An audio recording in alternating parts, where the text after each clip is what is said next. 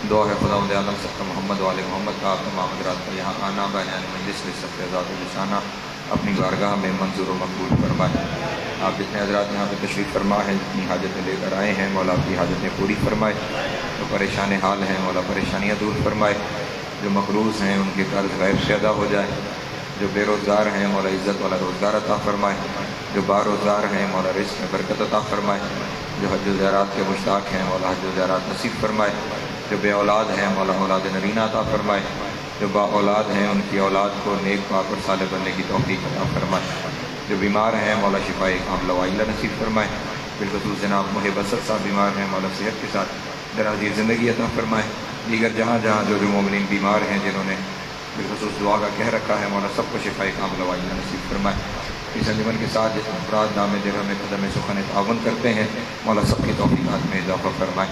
مرحومین آپ کے بانیان مجلس کے اور وہ جن کا کوئی دعا کرنے والا نہیں رہ گیا، مولا سب کی قبر اور محشر کی منازل آسان فرمائے۔ شفاعت محمد والے محمد نصیب ہو۔ امام حسین علیہ السلام کی جنتوں میں اعلیٰ مقام عطا ہو۔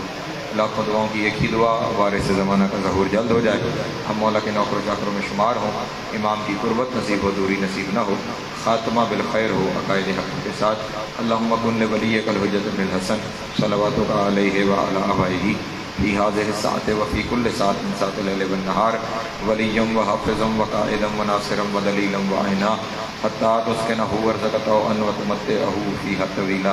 اللہم صلی علی محمد وآل محمد وعجل فرجہم وساہل مخرجہم وعلقدوہم من الجن والانس من الاولین والآخرین۔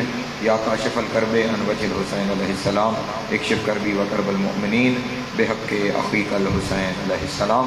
ایسی صلوات پڑھیں کہ تمام دعائیں مستجاب ہو جائیں۔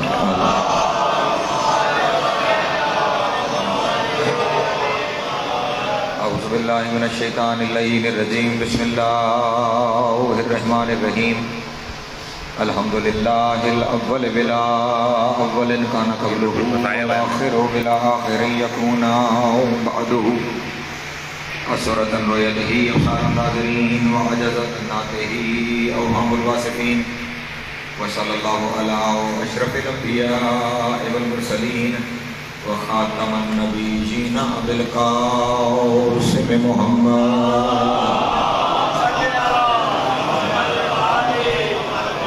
وآله الطيبين الطاهرين المعصومين الشرفاء الذين أذهب الله عنهم الرجس وطهرهم تطهيرا۔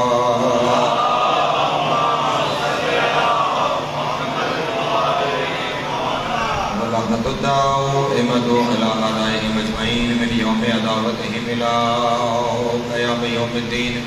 أما بعد فقد قال الله تبارك وتعالى في محكم كتابه المجيد وفرقانه الحميد وقوله الحق وهو أصدق الصادقين۔ بسم الله الرحمن الرحيم۔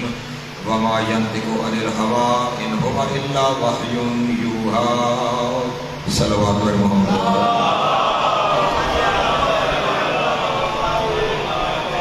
پھر بھی ایک دفعہ مل کے آواز بلند صلوات پڑھ دیں۔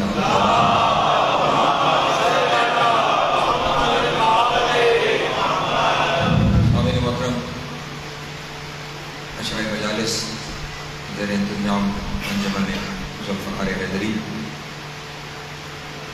خداوند عالم نے اس بنی نوع انسان کی ہدایت کے لیے ایک نظام وضع کیا، جس نظام کو شریعت کی اصطلاح میں دین کہا جاتا ہے، اور وہ دین کے جس دین پر ہم کاربند ہیں، اس دین کو دین اسلام کا نام دیا گیا ہے۔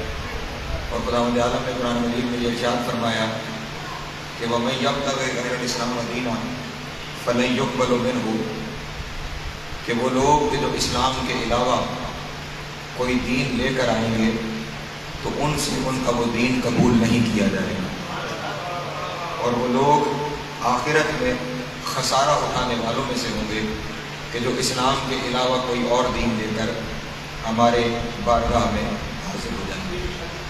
یہ دین اسلام جسے لے کر ہم نے خدا کی بارگاہ میں جانا ہے، اس دین اسلام کو سمجھنے کے لیے، اس دین اسلام کے احکام کو اخذ کرنے کے لیے دو ذریعے خدا بند عالم نے رکھے، ایک کا نام قرآن اور دوسرے کا نام حدیث۔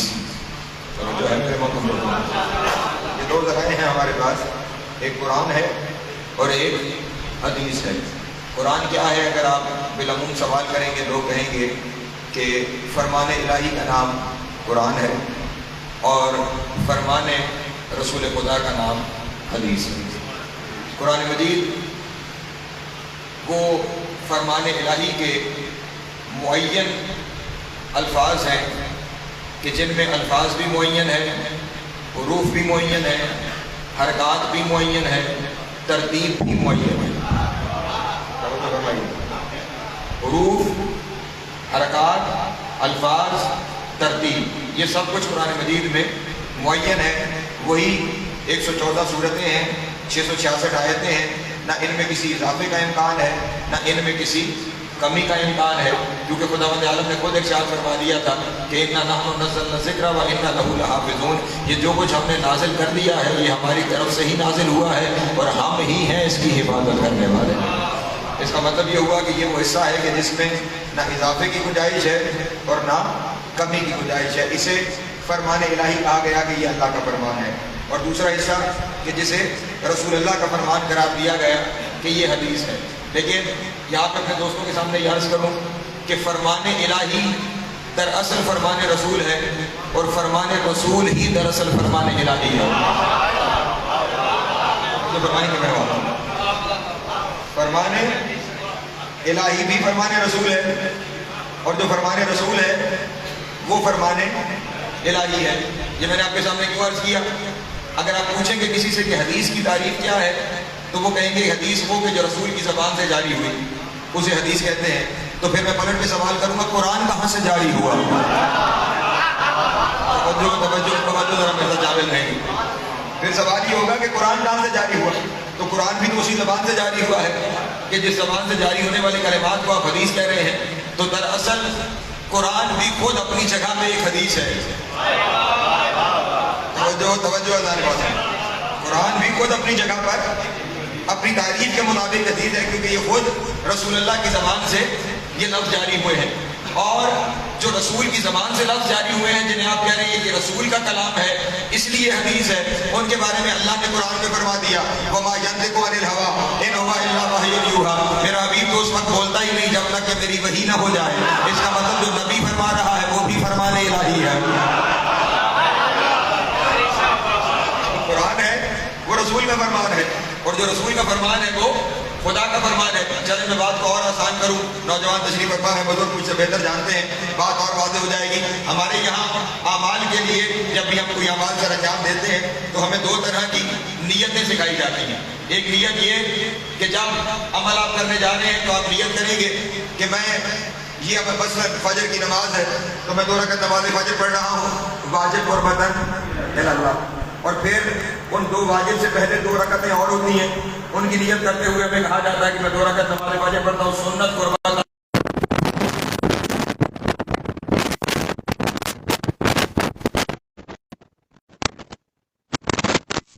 کا عمل سنت ہے، تو کیا واجب رسول نے نہیں کیے؟ جو امور واجب ہیں وہ بھی تو رسول اللہ نے سر انجام دیے، وہ بھی تو رسول اللہ کے عمل کی اور رسول اللہ کی سیرت کا جیسا ہے۔ ضرور پڑھیں محمد والے محمد کی بات ہے۔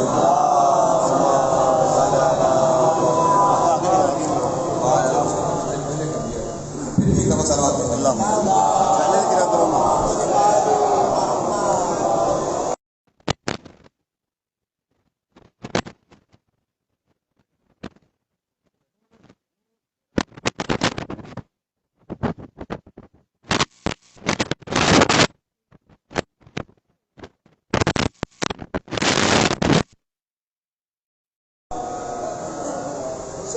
تم پہ جو ایمان لا نہیں سکتا، حسین تم پہ جو ایمان لا نہیں سکتا تو سب خدا کی وہ جنت سے جا نہیں سکتا۔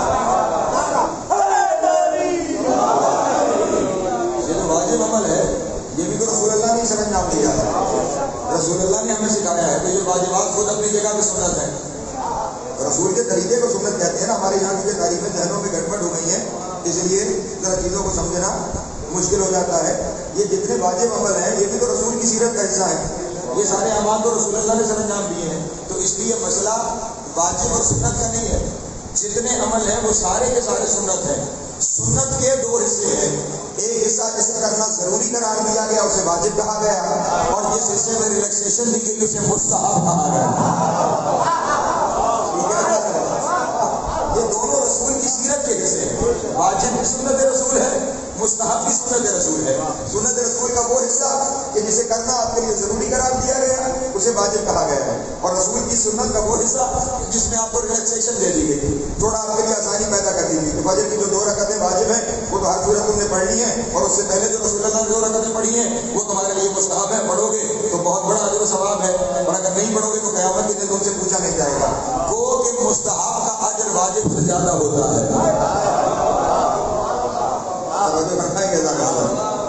مستحب کا اجر واجب سے زیادہ ہوتا ہے، کیونکہ واجب آپ کے لیے لازم قرار دیا گیا ہے، اس میں آپ کے لیے چھٹی نہیں ہے۔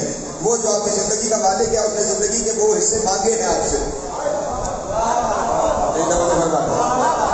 اس نے وہ زندگی کے حصے آپ سے مانگ لی، اور کچھ حصوں میں اس نے آپ کو آزادی دے دی کہ ان میں تم اپنی مرضی سے رہو۔ اب تم اگر اپنی مرضی کے بھی اس کے نام کر دو گے تو اجر بڑھ جائے گا۔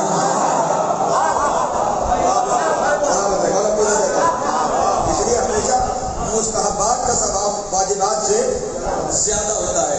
اب میں انہی باتوں پہ اگر کہوں گا تو میں اپنی گفتگو شروع کہاں سے کروں گا؟ سلام کرنا مستحب ہے، جواب دینا واجب ہے۔ کسی کو سلام کہنا مستحب ہے، جب کوئی کہہ دے تو جواب دینا واجب، چاہے آپ حالت نماز میں کیوں نہ ہو، توجہ ہے، اس کو جواب دینا واجب ہو جاتا ہے۔ یہ سلام کے اور سلام کے جواب کے درمیان خداوند عالم نے 70 نیکیاں رکھی ہیں۔ سلام اور اس کے جواب میں کتنی نیکیاں ہیں؟ 70 نیکیاں۔ ان 70 میں سے 69 اسے ملتی ہیں جو مستحب سلام کرتا ہے، اور ایک اسے ملتی ہے جو واجب جواب دیتا ہے۔ توجہ ہے میرے محترم دوستو، جو مستحب عمل ہے اس کا ثواب زیادہ ہے۔ باقی آپ کے سامنے بات طے ہو رہی ہے نا، فجر کی نماز آپ پڑھیں گے تو وہ جو 2 رکعت آپ پڑھ رہے ہیں وہ آپ کو ایک ہی نماز کا ثواب ہے، وہ جو آپ نے اس سے پہلے 2 رکعتیں پڑھ لی ان کا آپ کو 70 نمازوں کا ثواب ہے۔ توجہ ہے حضرات محترم، 2 رکعت نماز آپ نے پڑھی اور 2 رکعت کے بعد تسبیح جناب سیدہ پڑھنا مستحب ہے۔ اگر آپ وہ 2 رکعت پڑھیں گے تو وہی 2 رکعتوں کا ثواب ہے، لیکن نماز کے بعد اگر تسبیح جناب سیدہ پڑھیں گے تو اس تسبیح پڑھنے کا 1000 رکعت کا ثواب ہے۔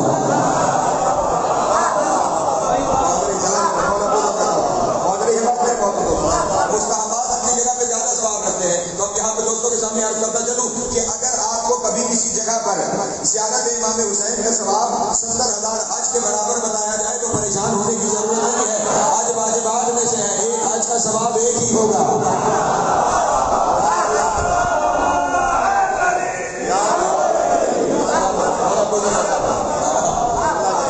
مستحبات وہ عمل ہوتے ہیں جنہیں آپ کو چھوڑا گیا ہے کہ آپ اپنے حصے میں سے کتنا حصہ اس کے نام کرتے ہیں، جتنا حصہ اس کے نام ہوتا جائے گا اتنے اجر و ثواب میں اضافہ ہوتا چلا جائے گا۔ تو یہاں پہ بس یہ بات آگے کی ضمن تو عرض کر دی، یہ سنت رسول کے 2 حصے ہیں، ایک کو واجب کہا گیا ہے، ایک کو مستحب کہا گیا۔ بعین ہی فرمان رسول کے 2 حصے ہیں، ایک کو قرآن کہا گیا ہے اور ایک کو حدیث کہا گیا ہے۔ ایک حصہ رسول کے فرمان کا قرآن کہلاتا ہے اور ایک حصہ حدیث کہلاتا ہے، اور یہ بھی رسول کا ہم پہ کرم ہے کہ اس نے بتایا ہے اسے قرآن کہنا اور اس حصے کو حدیث سمجھنا۔ اب قرآن اور حدیث میں پھر اگر کوئی کہے کہ فرق کیا ہے تو فرق یہ ہے کہ جو متن ہے اس متن کو جو سمجھتے ہیں اس اصطلاح کو، جو متن ہے وہ قرآن ہے اور جو اس کی شرح ہے وہ حدیث ہے، اس کی شرح ہے وہ حدیث ہے۔ تو اب یہاں پہ مجھے اپنے محترم دوستوں کی توجہ چاہیے، قرآن مجید تو معین ہو گیا ہے، ہمارے یہاں یہ عقیدہ ہے کہ قرآن مجید تحریف سے پاک ہے، وہی 114 صورتیں ہیں، ان کی وہی ترتیب ہے اور ان کے وہی الفاظ ہیں، یہ طے ہے۔ لیکن حدیث کے معاملے میں لوگوں نے بڑے کھیل کھیلے، جو میں نے کسی منزل پہ جانا ہے اپنے موضوع کا اعلان کرنے کے لیے، وہیں پہ پھر آئندہ 10 دن گفتگو آپ کے ساتھ جاری رہے گی۔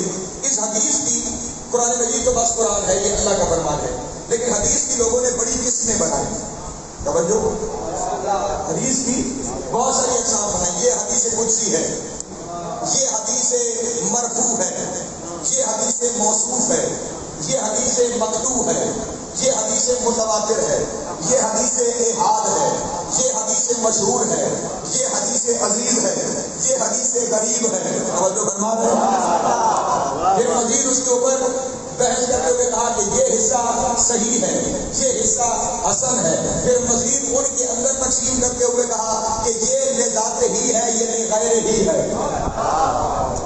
جو ہے میرے محترم دوستوں کی کتنے حدیث کے حصے میں نے آپ کے سامنے بیان کر دیے جن حصوں میں احادیث کو، رسول کی احادیث کو تقسیم کیا جاتا ہے. قدسی جو خدا کا فرمان ہے.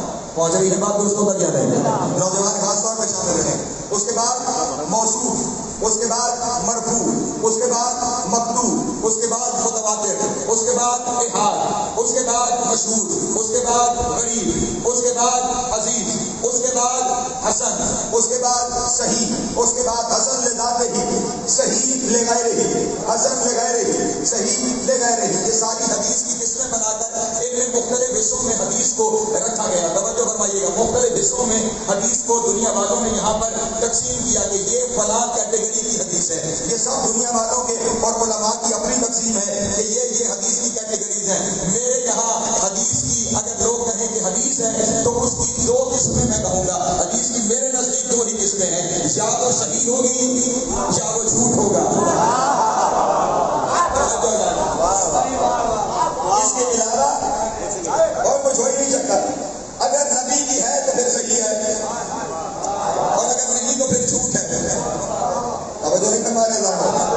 اگر نبی کی ہے تو صحیح، اور اگر نہیں تو پھر جھوٹ ہے. اسے مزید اپنے حصوں میں تقسیم کرنے کی ضرورت کیا ہے؟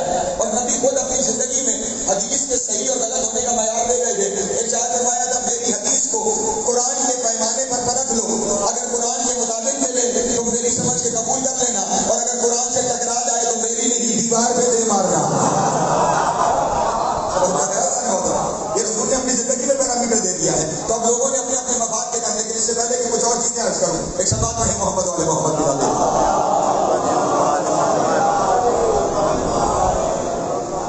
اتنے سارے حصوں میں دنیا والوں نے اپنے اپنے حصے میں حدیث کو تقسیم کیا. لیکن جتنے مسالک مسلمانوں میں موجود ہیں ان تمام میں حدیث اسے کہا جاتا ہے کہ جو رسول اللہ کی زبان سے جاری ہوئی. دنیا والے اسے کہتے ہیں جو رسول کی زبان سے جاری ہوا وہ حدیث ہے. ہمارے یہاں تھوڑا سا معاملہ مختلف ہے. اللہ کرے پہلے جملے میں آپ سمجھ جائیں. ہمارے یہاں قانون یہ ہے کہ جو محمد کی زبان سے جاری ہوا وہ حدیث ہے، اب وہ محمد پہلا ہو یا آخری.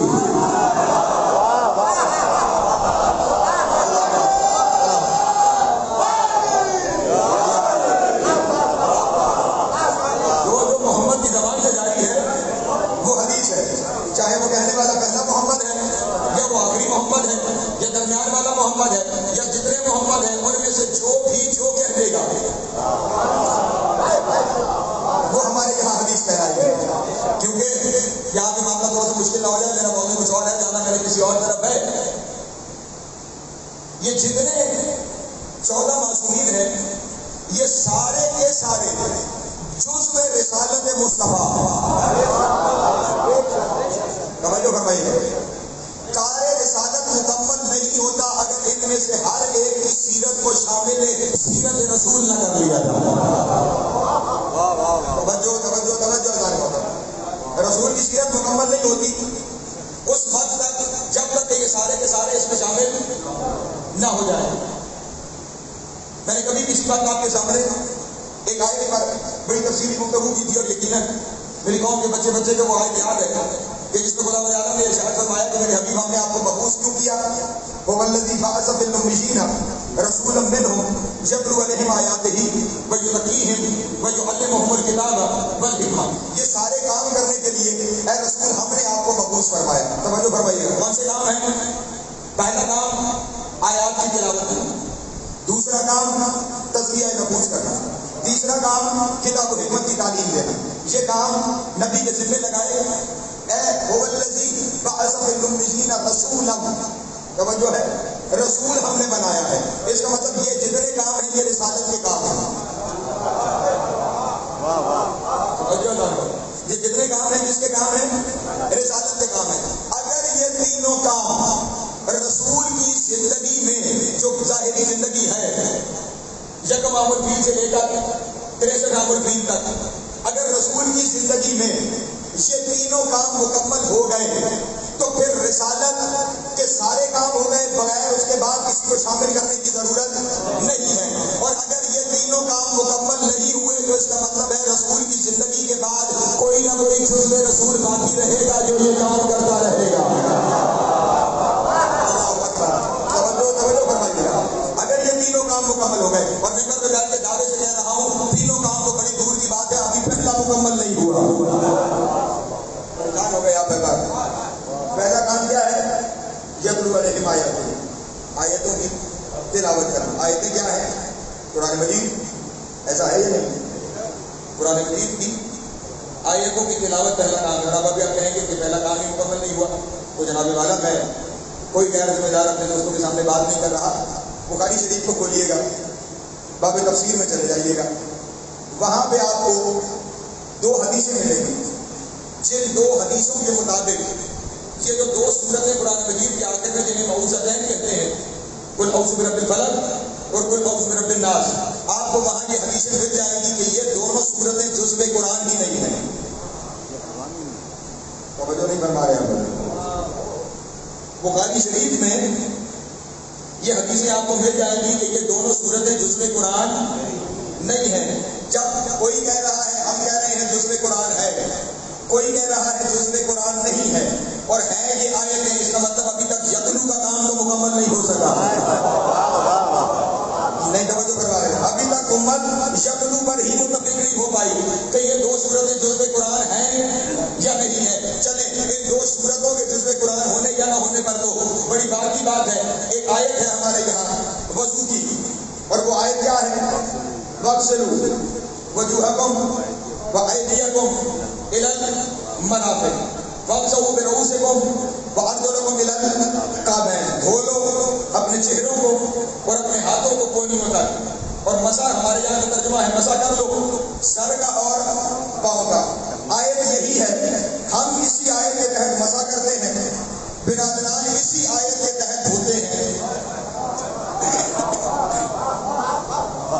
آیت تو یہی ہے، ایک ہی آیت قرآن مجید میں موجود، دوسری آیت بھی نہیں، اسی ایک آیت کے تحت ہم مسح کرتے ہیں اور وہ وضو کرتے ہیں۔ یہاں پہ کس وجہ سے دونوں میں تقسیم ہے؟ ارجلکم اور ارجلکم کا مسئلہ ہے، یعنی لام کے اوپر زیر اور زبر کا مسئلہ ہے۔ ایک زیر کی وجہ سے مسح کر رہا ہے، دوسرا زبر کی وجہ سے اسے دھو رہا ہے۔ اس کا مطلب ابھی تو قرآن کی زیر و زبر پہ اکٹھے نہیں ہو سکے۔ جو ہے اس کا مطلب یہ ہے کہ کوئی نہ کوئی ایسا ہونا چاہیے جس کے پاس جا کے ہم یتلو کا فریضہ اسے مکمل کروائیں۔ توجہ ہے ایسا نہیں ہوتا؟ ہاں، اس یتلو کے بعد اگلی منزل آ جائے گی یزکی کی منزل۔ پریشان ہو گیا پر یزکی نفوس کا تزکیہ کرنا، تو کیا دنیا جہاں کے جتنے افراد ہیں ان کے نفوس کا تزکیہ ہو گیا؟ ساری دنیا کے نفوس کا تزکیہ ہو گیا؟ اگر نہیں ہوا تو اس کا مطلب یہ ہوا ابھی کار رسالت باقی ہے۔ توجہ نہیں۔ اس کے بعد اگلی منزل ہے جو علمہم الکتاب والحکمہ، انہیں کتاب و حکمت کی تعلیم دینی ہے۔ کل میں نے چیٹن میں تقریر کرتے ہوئے کہا تھا کہ یہ کتاب صرف کتاب نہیں ہے، سرا سے لے کر سریا تک ہر علم اس کتاب میں موجود ہے۔ توجہ نہیں ہوتا؟ کائنات کا ہر علم بیان لکل شیء، اس نے کہا ہے جو اللہ کل شیء قدیر ہے، وہ کہہ رہا ہے ہم نے سب کچھ اس کتاب میں بیان کر دیا ہے۔ اگر سب کچھ بیان ہو گیا ہے تو اگر دنیا کے سامنے سب کچھ کا علم پہنچ گیا ہے، پھر تو جو علمہم الکتاب والحکمہ ہو گیا۔ اور اگر ابھی تک دنیا کا ہر علم انسانوں تک نہیں پہنچا تو ابھی تک جو علمہم الکتاب والحکمہ کا کام باقی ہے۔ میں مشکل منزلوں سے گزر رہا ہوں، ساری کائنات تو اپنی جگہ، ابھی تک انسان اپنے اس وجود کو نہیں سمجھ پایا۔ اس انسان کے جسم کے اندر 213 گلودیں ہیں، 213 گلینڈز ہیں، اور ان 213 میں سے صدیوں کی ترقی کے بعد کتنی ترقی کر گئی ہے میڈیکل سائنس؟ صدیوں کی ترقی کے بعد ابھی تک 13 گلینڈز کا فنکشن سمجھ میں آیا ہے، وہ بھی جزوی۔ ڈاکٹر صاحبان تشریف فرمائیں، وہ بھی پارشل، جزوی، پورا وہ بھی سمجھ نہیں آیا۔ ابھی تک یہ اپنے آپ کو سمجھ نہیں پائے، اور جو علمہم الکتاب والحکمہ مکمل ہو گیا۔ نہیں توجہ فرما رہے؟ اس کا مطلب یہ ہوا کہ اگر یہ ابھی تک کام باقی ہے تو ابھی تک کوئی نہ کوئی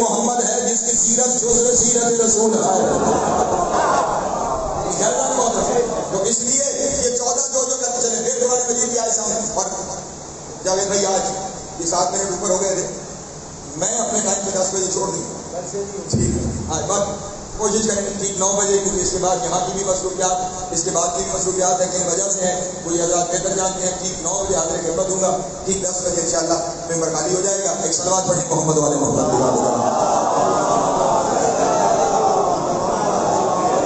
موقع ہے تو میں آج کرتا چلوں انشاءاللہ جو 6 سفر کی مجلس ہے وہ مجلس متصل ہوگی نماز مغرب سے، اپنی روٹین کے ٹائم پہ نہیں ہوگی، کیونکہ اس دن مجھے کہیں سفر کرنا ہے تو وہ نماز مغرب کے ساتھ متصل ہوگی. جیسے یہاں پہ جماعت تمام ہوگی اسی کے ساتھ جو ہے میں آپ کے سامنے حاضر خدمت ہو جاؤں گا. 6 سفر بروز میرا. صلوات پڑھیں محمد والے محمد.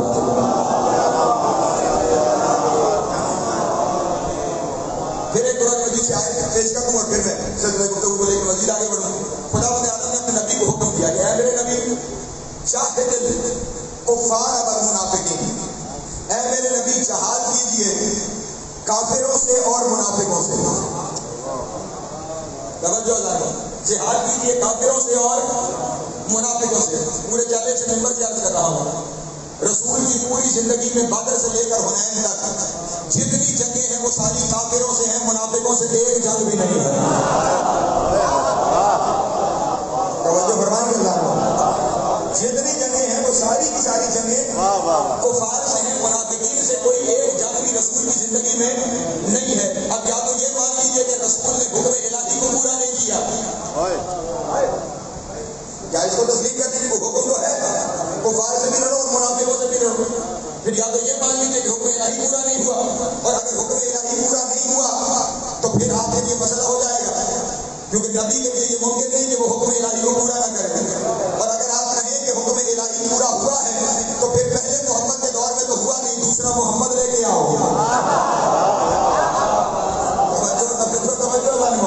دوسرا محمد لے کر آؤ کہ جو اس حکم الہی کو پورا کرے. تو جناب والا رسول نے اپنی زندگی میں فرما دیا تھا کہ یہ جس آیت میں مجھے حکم ہو رہا ہے کہ کفار اور منافقوں سے جہاد کرو، کفار سے میں اپنی زندگی میں لڑوں گا، میرے بعد میری جگہ علی لڑ کر منافقوں سے اس حکم کو پورا کرے گا.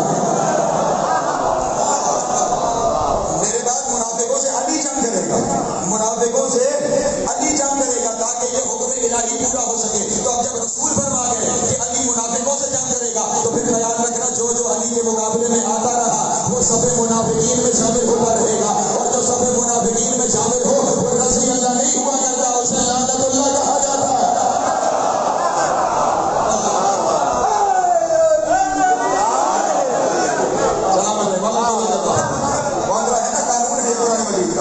رسول کے بعد جتنے ہیں جو سارے کے سارے مصداق ہیں اس میں محمد کے، وہ جو کریں گے وہ بھی رسول کا کرنا ہے، وہ جو کہیں گے وہ بھی رسول کا کرنا ہے، آخری محمد تک جو کہتا رہے گا. اس لیے ہمارے یہاں حدیث صرف بولیں جو رسول کی زبان سے جاری ہے.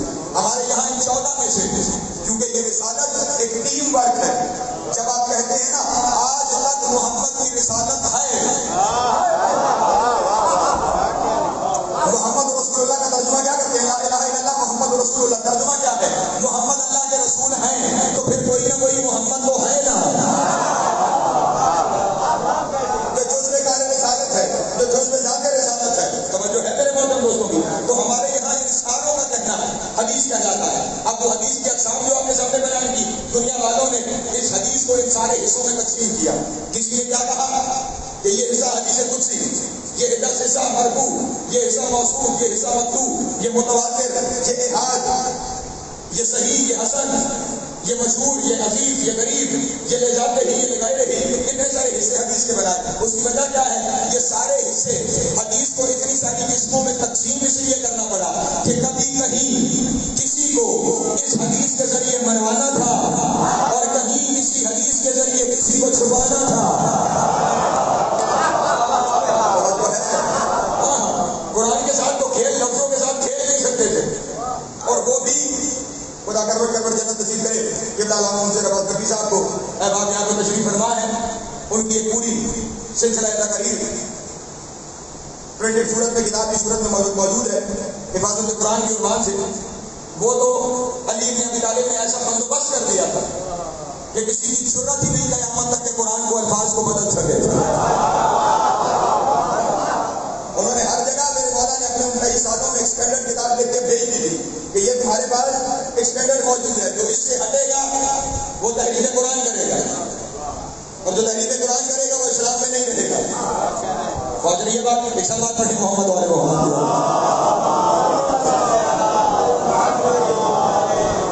اور کھیل کس کے ساتھ کھیلا گیا؟ حدیث کے ساتھ کھیل کھیلا گیا. دیش اقسام میں تقسیم کرو، کہیں کسی کو فائدہ دیتی تھی تو اس نے کڑوانا شروع کر دی، کہیں کسی کو نقصان دیتی تھی تو اس نے بیان پہ پابندی لگا دی. جو ہے میرے بات لوگ، ہاں جہاں فائدے کی ضرورت تھی وہاں گھٹنے والے بٹھا لیے، جہاں حدیث نقصان پہنچاتی تھی وہاں اس پہ پابندی لگا دی. بس ایک دور حکومت ایسا تھا کہ جس میں حدیث کو بیان کرنے پر کوڑے مارے جاتے تھے. اور یہ بھی میں اپنی طرف سے نہیں کہہ رہا ہوں، کتابوں کی زمانے سے کہہ رہا ہوں.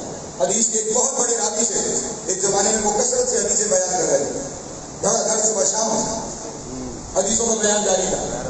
ان سے ایک شخص نے سوال کیا کہ آج جو آپ اتنی حدیثیں بیان کرتے ہیں تو کیا فلاں دور میں بھی اسی طرح حدیثیں بیان کرتے تھے؟ تو انہوں نے کہا اس دور میں حدیثیں بیان کر کے میں کوڑے کھاتا.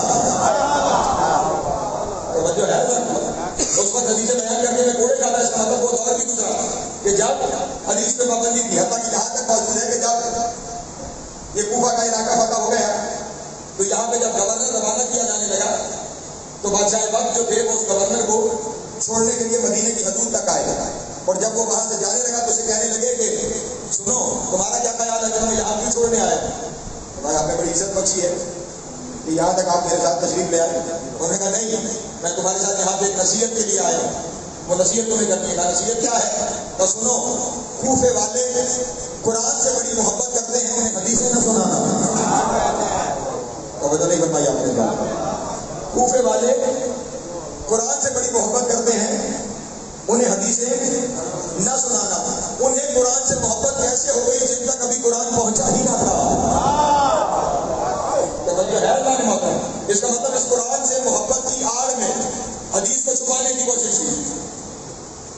پتہ نہیں پہلے کسی اور جانے نکل جائیں گے ورنہ پورا شریک حدیث بھی ہو جائے گا. میں نے ساری حدیثوں پہ نہیں، کسی ایک حدیث کی جانب سفر کرنا ہے.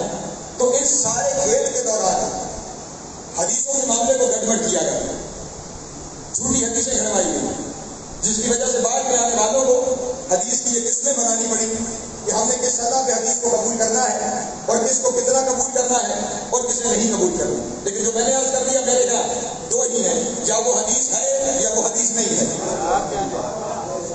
دو ہی صورتیں، یا حدیث ہے اور یا حدیث نہیں ہے. اگر وہ ہے تو پھر اسے قرآن پہ پرکھا جائے گا، قرآن کے معیار میں پوری اتر گئی تو وہ حدیث ہے، اور اگر نہیں تو نبی کے فرمان کے مطابق وہ دیوار پہ دے ماری جائے گی. اب جہاں حدیثوں کے اندر اتنا سارا کھیل موجود تھا، اس سارے کھیل کے دوران کچھ حدیثیں ایسی ہیں کہ جو ان تمام اقسام کے مطابق بھی ہر معیار پہ پوری بھی اترتی ہیں، اور شاید یہ جبر مشیت تھا کہ انہیں ایسے محفوظ کر دیا گیا جیسے قرآن کو محفوظ رکھا گیا.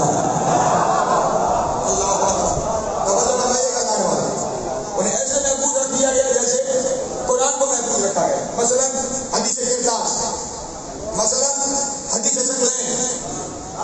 توجہ ہے میرے محترم دوستو.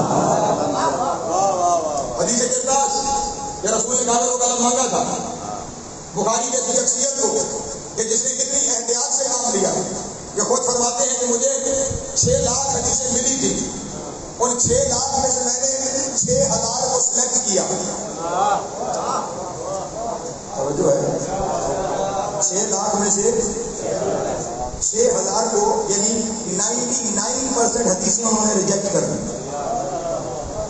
نہیں توجہ کر پایا کتنا بڑا المیہ. 99% حدیثیں وہ کہتے ہیں جو مجھے ملی تھی میں نے ریجیکٹ کر دی، اور ان میں سے صرف 1% حدیث باقی رکھی.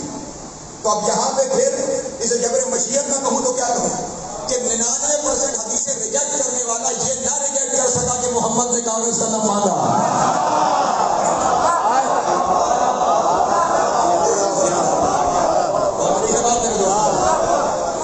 ہاں ورنہ وہ جہاں اتنی ساری ریجیکٹ کر سکتے تھے.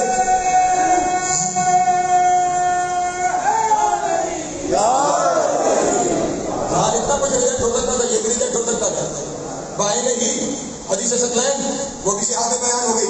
اس طرح کی اور بھی کچھ حدیثیں موجود ہیں، لیکن اس حدیث کے اوپر میں نے آنے والے 10 دنوں میں گفتگو निसा। जो है मेरे नाम रहमान आपको देता हूँ। इन 10 दिनों में जो मेरा मौजूद रहेगा वो इसी हदीस के साथ की शरह आप हज़रात के सामने मैं बयान करता रहूंगा।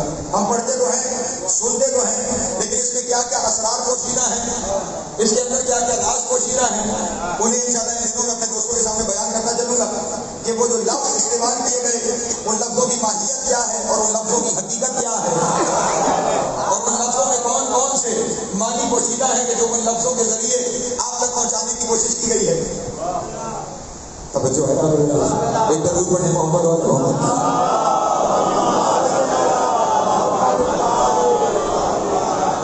ये हदीस के साथ इस शुरू कहां से होती है? रोबेया अन जाबिर इब्न अब्दुल्लाह अल-अंसारी अन फातिमा ज़हरा। ऐसा है या नहीं? अब यहाँ पे ये क्यों ये हदीस यहाँ से इस तरह शुरू हो रही है? मैंने अभी आपके सामने कहा था वो हदीस कुर्सी में उन्होंने अलग कर दिया, फिर बाद में जो हदीस रखी मरफू, मौसूफ और मकतूब। तवज्जो फरमाइएगा, ये हदीसें उन्होंने रखी। ये जो पहली किस्म है मौसूफ, ये लोग मरफू, ये उस किस्म को कहते हैं हदीस की कि जिसका सिलसिला रुवात बराह रास्त रसूलुल्लाह तक चला जाए। तवज्जो है ना? फलां ने फलां से सुना, उसने फलां से सुना, उसने फलां से सुना, उसने फलां से सुना, चलते चलते वो आखिरी बंदा कहे मैंने रसूल से सुना। तवज्जो है ना? और रसूल मैंने आपको कह दिया हर मोहम्मद। ठीक, तो ये हिस्सा क्या कहलाएगा? मरफू कहलाएगा। वो हदीस जो सफर करते हुए सहाबी तक पहुंचे, जो है यदि सहाबी पर पहुंचे सिलसिला सनद, मैंने फलां से सुना, फलां से सुना, फलां से सुना, फलां ने फलां सहाबी से सुना, इस हिस्से को मौसूफ कहा जाता है। सहाबी तक पहुंच जाए या अज़वाज रसूल तक पहुंच जाए, क्योंकि अज़वाज रसूल की तो सहाबियात में शामिल होगी। अज़वाज रसूल तक पहुंच जाए, उस हिस्से को क्या कहा जाता है? मौसूफ कहा जाता है।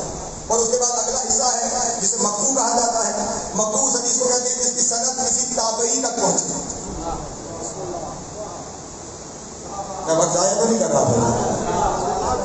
रसूल तक पहुंचे, सहाबा व अज़वाज तक पहुंचे या किसी ताबई तक पहुंचे। ये पहली 3 मेन किस्में हैं हदीस की तकसीम। हदीस के साथ इन सारी किस्मों पर इसलिए पूरी होती है कि अगर आप कहें कि हदीस मासूम की जबान से, यानी पहली किस्म मरफू वाली हो, मासूम की जबान से होनी चाहिए, तो खुद जनाब सैयदा से ये हदीस है। तो है मेरे बात दोस्तों की। और बाकी तो चले जो बात की शख्सियात है उनके लिए हदीस तो मौजूद है कि सारे के सारे मोहम्मद हैं, लेकिन जनाब सैयदा के बारे में तो बड़ा हिरास लफ्ज़ मौजूद है, अल फातिमा तो बस तो मिन्नी। तो है मेरे बात दोस्तों की, फातिमा मेरा हिस्सा है। तो जो रसूल का हिस्सा है जो वो कहेगी वो भी तो हदीस होगा। तो इसकी सनद बराह रास्त मासूम तक जा रही है। दूसरा हिस्सा है इसका, वो हिस्सा जिसे अभी आपने कहा मौसूफ, या सहाबा तक पहुंचे या अज़वाज रसूल तक पहुंचे, जिन्हें सहाबा पसंद है। अन जाबिर इब्न अब्दुल्लाह अल-अंसारी, जो सहाबा से हदीस लेना चाहते हैं तो हदीस कहां से आ रही है? रसूल के सहाबी से। अन जाबिर इब्न अब्दुल्लाह अल-अंसारी, जाबिर अब्दुल्लाह अंसारी से ये हदीस बयान हो रही है। जिन्हें ये बात ज्यादा अच्छी लगे कि नहीं हम असहाब से नहीं लेते, हमें घर की बातें पसंद हैं, हम अज़वाज से लेंगे, तो उनके लिए अर्ज ये है, अज़वाज रसूल में उम्मे सलमा से भी रिवायत है, हज़रत आयशा से भी रिवायत है। इन दोनों बीवियों से इस हदीस की रिवायत तफसीर इब्न कसीर को जाकर देख लीजिएगा कि कहीं और न जा सके। तफसीर इब्न कसीर में इन दोनों शख्सियात से इस हदीस को रिवायत किया गया है। तो खुद बराह रास्त ज़बान मासूम से भी ये हदीस है, खुद असहाब रसूल से भी ये हदीस है, खुद अज़वाज रसूल से भी ये हदीस बयान की गई है। और अगर किसी को ये सारे सिलसिले पसंद हो और वो कहे मैं सिर्फ ताबईन से लूंगा, तो जाबिर इब्न यज़ीद जोफ़ी भी इस हदीस के रावियों में शामिल है। जो है जो ताबईन में से है। तो अब जितने सिलसिले हो सकते थे, ये हदीस अपनी जगह पे मौसूफ भी है, मरफू भी है, मकतूब भी है, तवज्जो नहीं फरमा रहे, मुतवातिर भी है। हर जगह से अपने हर मयार पर कबूल होने के लिए पूरी उतर रही है। जब हर मयार पर कबूल होने के लिए पूरी उतर रही है, तो फिर जो जिससे ताल्लुक रखता है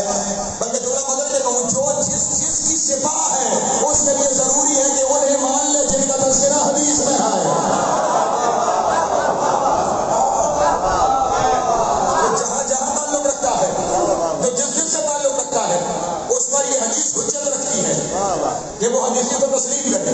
میں انشاءاللہ کل کی تقریر سے سب سے جو پہلی تقریر ہوگی، آج کی تقریر بھی تھوڑی سی آپ احباب کی شاید کچھ تقریر ہو، اور ممکن ہے کہ کل کی تقریر بھی تھوڑی سی ایسے ہوگا. کل کی تقریر میں اس حدیث قصاص کی تلاوت کی جنت کیوں مقبول کیا گیا ہے، اور اس حدیث قصاص کی تلاوت کے آداب کیا ہیں.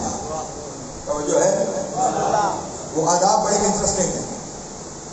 اگر آپ میرے ساتھ ان میں شامل ہو جائیں گے کہ وہ حدیث قصاص جو ہمیں تلاوت کرنے کا حکم دیا گیا ہے، اس حدیث قصاص کے آداب کیا ہیں، کیا کیا چیزیں ضروری ہیں اس حدیث قصاص سے وہ سارے فائدے حاصل کرنے کے لیے جو جو اس حدیث سے متصل ہے. جو روحانی فائدے ہیں وہ اپنی جگہ پہ موجود ہیں. کل انشاءاللہ آپ کے سامنے بیان کروں گا. دنیاوی فائدوں میں سے بھی ایک فائدہ یہ ہے کہ جس کے یہاں رزق کی تنگی ہو جائے، اگر وہ اس حدیث قصاص کی تلاوت 40 مومنین کو بٹھا کر کرے تو کبھی ساری زندگی رزق کی تنگی کا شکار نہیں ہوگا. تو ہے ہمارے موضوع، اس لیے کثرت کے ساتھ اس حدیث کو تلاوت کیا کیجیے. اور میں نے اس موضوع کو شروع بھی اس لیے کیا، اس کی شرح کو، کہ ہمارے یہاں بہت سارے لوگ اور احباب آپس میں بحث و مباحثے میں چلے جاتے ہیں. بس آج اللہ ہے آج کی حد تک کہ حدیث کے ساتھ کی تلاوت کی جائے یا دعائے کمین کی تلاوت کی جائے. یہ یا آپ کہاں سے لے آئے؟ یہ یا کے چکر میں آپ کو کس نے ڈالا ہے کہ حدیث کے ساتھ یا دعائے کمین؟ حدیث کے ساتھ بھی پڑھیے. تقریر کے شروع میں آپ کے سامنے کہہ چکا کہ مستحبات کا اجر و ثواب بہت زیادہ ہے، کیونکہ مستحبات وہ وقت ہے جو وقت خدا نے آپ کو دیا ہے، اور آپ اپنے وقت میں سے وہ وقت خدا کے لیے نکال رہے ہیں. توجہ ہے ٹھیک؟ تو آپ حدیث کے ساتھ بھی پڑھیے، دعائے کمین بھی پڑھیے، شب جمعہ چھوڑیے. یہ 15-20 منٹ میں شب جمعہ ختم ہو جائے گی، تو دونوں میں سے کوئی ایک کام کر لیجیے. حدیث کتاب پڑھ لیجیے یا دعائے کمین پڑھ لیجیے. نہیں ہے میرے محترم، حدیث کتاب بھی پڑھیے، دعائے کمین بھی پڑھیے.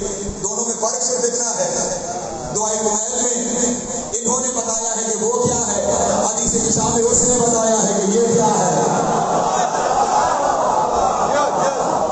آپ دونوں کو تلاوت کر لیجیے، آپ کو دونوں راہیں سمجھ میں آ جائیں گی. تو کل سے انشاءاللہ اس کی تفصیلات بھی آپ کے سامنے گفتگو ہوگی. ایک درود پڑھیں محمد والے محمد.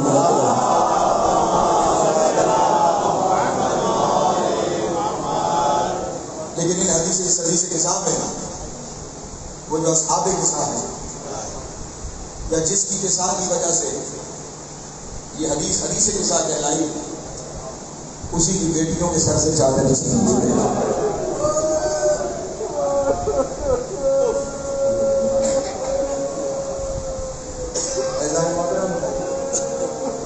آج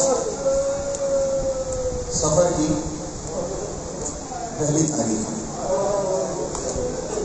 اور آج بھی ہم یہاں پہ بیٹھے ہوئے مسائل بھی انشاءاللہ ترتیب سے آپ کے سامنے بیان کروں گا. آج بھی ہم یہاں بیٹھے ہوئے رو رہے ہیں، گریہ کر رہے ہیں، بلکہ یہاں ہمارے اکٹھے ہونے کا مقصد ہی گریہ کرنا ہے. ان اصحاب کے ساتھ ان پہ ہونے والے ظلم کا پرسہ کرنا. لوگ ہم سے سوال کرتے ہیں کہ 10 محرم تو گزر گئی، لیکن تمہارا گریہ نہیں رک رہا، تمہارا رونا نہیں ختم ہو رہا. محرم تو 10 کو ختم ہو گئے، کربلا میں جو آئے تھے وہ 10 بھی تمہارے گئے، صحیح لوگ. تمہارا گریہ مسلسل ابھی تک جاری ہے، اور یہ سال بھر اور بالخصوص 2 مہینے 8 دن جاری رہے گا. تقریر لائیو جا رہی ہے، میں ان تک یہ پیغام پہنچانا چاہوں گا کہ 10ویں کو محرم ختم نہیں ہوا، 10ویں سے محرم شروع ہو گیا. 10ویں پہ مسائل ختم نہیں ہوئے، 10ویں سے مسائل شروع ہو گئے. اور آج اس پہلی مجلس میں اپنے دوستوں کے سامنے یہ عرض کروں گا کہ 10ویں محرم کے بعد آنے والا ہر دن پچھلے دن سے مشکل دن ہے. میں نے عرض کیا میں ترتیب سے مسائل آپ کے سامنے بیان کروں. 10 محرم کے بعد کی ترتیب سے مسائل، 10 محرم کے بعد آنے والا ہر دن پچھلے دن سے سخت دن. اگر میں صرف پہلے دن کا تذکرہ کروں آج کی تقریر میں، جو 10ویں کے بعد آنے والا پہلا دن ہے 11 محرم کا دن، یہ 11 محرم کا دن کسی صورت بھی 10ویں محرم سے کم نہیں تھا. اور آپ میں سے ہر ایک عزادار اس سوال کا حق رکھتا ہے کہ میں نے کیوں کہا کہ 11 محرم کا دن 10ویں محرم سے کم نہیں تھا.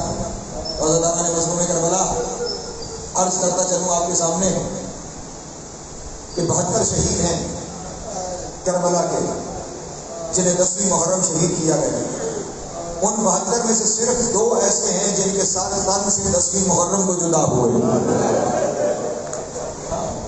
صرف 2 شہداء کے ساتھ 10ویں محرم کو تن سے جدا ہوئے۔ ایک میرے مولا و آقا حسین ابن علی کا ساتھ، کریم زہرا کا ساتھ، اور دوسرا میرے مولا کے صحابی حضرت وہب کلبی کا ساتھ۔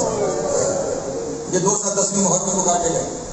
بلکہ وہب کلبی کا تذکرہ آیا تو عرض کرتا چلوں، جب وہب کلبی کا سر کاٹا نا تو فوج یزیدی نے یہ سر، وہب کی ماں اپنے بیٹے کی جنگ دیکھ رہی تھی۔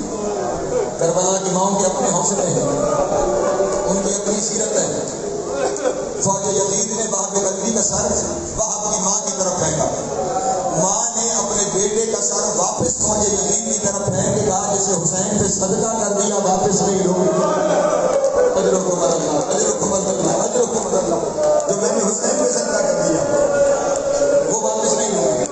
یہ 2 سر ہیں جو 10ویں محرم کو کاٹے گئے، باقی سارے سر 11 محرم کو کاٹے گئے۔ نہیں، یہاں پہ میری غلطی ہے، میں وضاحت نہیں کر پایا، ورنہ آئے شاید اس سے بلند ہو جاتی، اس سے بہتر گریا ہو جاتا، میں نہیں سمجھا پایا۔ میں نے جو کہا نا سارے سر 11 محرم کو کاٹے گئے، اگر نہیں پہنچا پایا تو یوں سمجھ لیجئے جناب علی اکبر کا سر ان کی ماں جناب ام لیلہ کے سامنے کاٹا گیا، جناب ام محمد کا سر جناب زینب کے سامنے کاٹا گیا، حضرت قاسم کا سر جناب ام فروا کے سامنے کاٹا گیا، حضرت عباس کا سر بہنوں کے سامنے کاٹا گیا۔ اجرکم اللہ، اجرکم اللہ، اجرکم اللہ، مولا کی ہر قبول کرے۔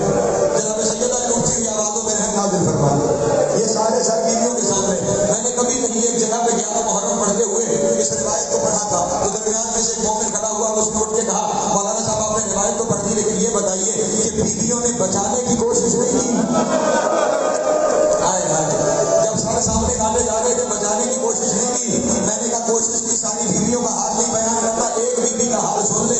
جب علی اکبر کا سر کاٹنے لگے نا تو 4 سال کی سکینہ آگے بڑھی اور جا کر روکنے کی کوشش کی کہ میرے اکبر کا سر نہ کاٹنا، کچھ ایسا ظلم ہوا کہ جب پلٹ کے آئی تو رخساروں کا رنگ بدل گیا۔ اجرکم اللہ، اجرکم اللہ، اجرکم اللہ، اجرکم اللہ، مولا تقریہ قبول فرمائے۔ 11ویں محرم کا دن میں کیوں کہہ رہا ہوں؟ اس محرم سے کم نہیں ہے۔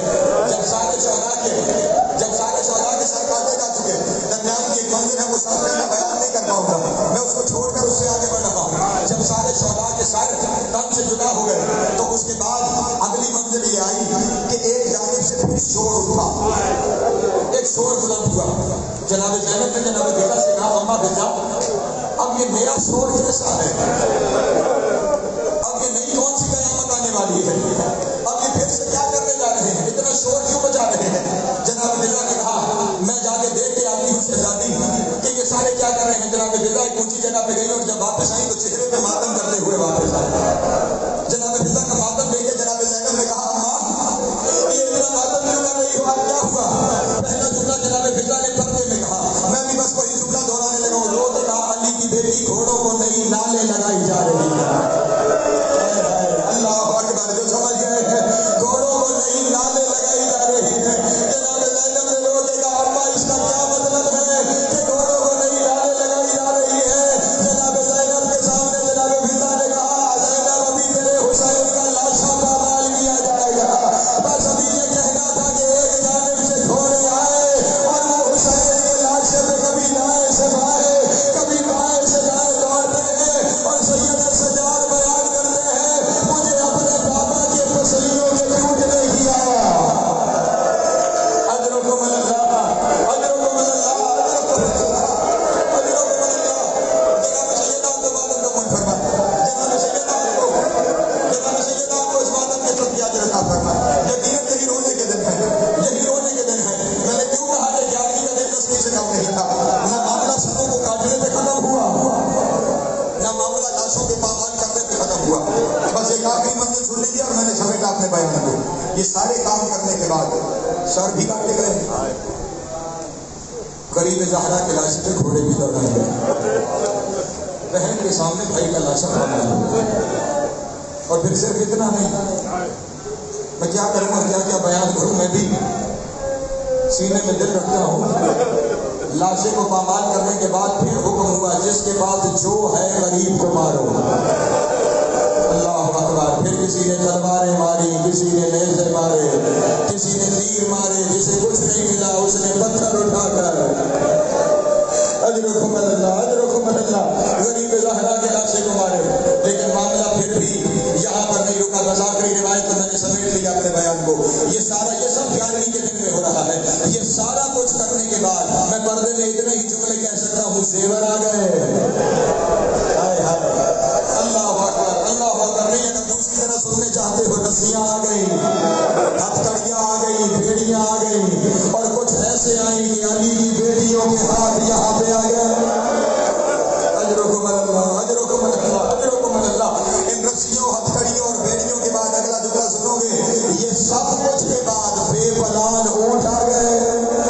اللہ چاہے جملہ سمجھا نہیں پایا. بے پلان اونٹ آ گئے. اب ان بے پلان اونٹوں پر ہر ایک بے پلان اونٹ کے پاس ایک ایک بیوی کھڑی ہوئی ہے. توجہ, ہر ایک بے پلان اونٹ کے پاس ایک ایک بیوی کھڑی ہوئی ہے.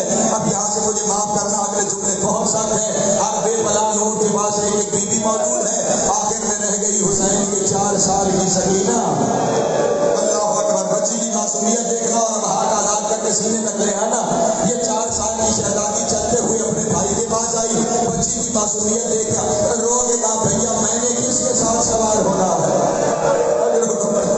بھیا میں نے کس کے ساتھ سوار ہونا ہے. بس میں نے سمیٹ لیا اپنے بیان کو. بھیا کس کے ساتھ سوار ہونا ہے. سید سجاد نے بہن کو لیا, وہاں آئے جہاں جناب زینب موجود تھی. کہا پھوپھی اماں میری بہن کو اپنے ساتھ سوار کر دو. علی کی بیٹی نے کہا میں کیوں نہ سوار کروں, میرے حسین کے سینے کا تعویذ ہے سکینہ, میرے حسین کے سینے کا سکون ہے سکینہ, میں اپنے ساتھ سوار کروں گی. جناب زینب کا یہ کہنا تھا, شمر وہاں آیا اور کہنے لگا پھوپھی کے ساتھ سوار نہیں ہونے دوں گا. حسین کی بیٹی کو پھوپھی کے ساتھ سوار نہیں ہونے دوں گا. جب شمر نے یہ کہا نا, آئے سید سجاد بہن کو لے کے وہاں آئے جہاں جناب فضا کھڑی تھی. کہا اما فضا آپ اپنے ساتھ سوار کر لو میری سکینہ کو. جناب فضا نے کہا کیوں نہ کروں, میں نے تو اس کے باپ کو بھی گود میں پالا ہے نا, میں سکینہ کو اپنے ساتھ سوار کروں گی. شمر وہاں بھی آیا اور کہنے لگا یہاں بھی سوار نہیں ہونے دوں گا. جب کہا نا فضا کے ساتھ بھی سوار نہیں ہوگی, اب